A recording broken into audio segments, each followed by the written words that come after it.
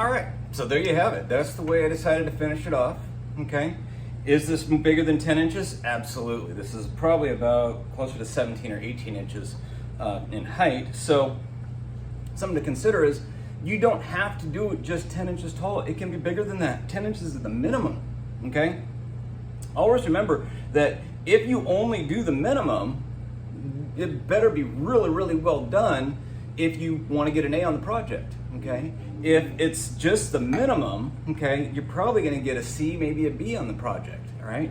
Go beyond what those minimum requirements are.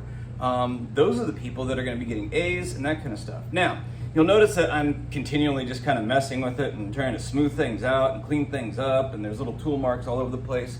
What I'm going to do is I'm going to let this dry, okay? I don't need to attach anything else, so there's no reason for me to cover this up and to, to make sure that it stays wet.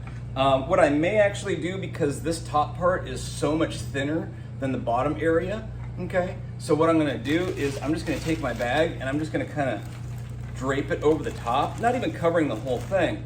So what this should do is the air should draw a lot of the moisture from this bottom section of my project, okay, and then leave the top section a little bit more firm. I'll let that dry overnight.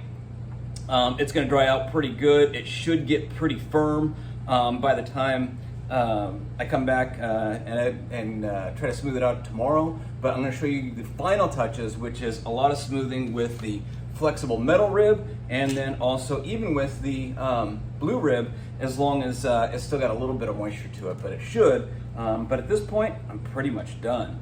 The one thing I forgot to do this during my time lapse there, is take a step back and look at it. I didn't realize, but I've got this big, huge chunk sticking out like that. I didn't realize it was that kind of pronounced.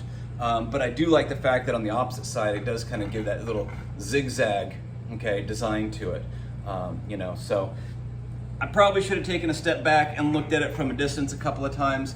But if I'm being honest, I just kind of got wrapped up in my project, and that's kind of what it ends up happening is, you spend a couple hours just really building and building and building, okay?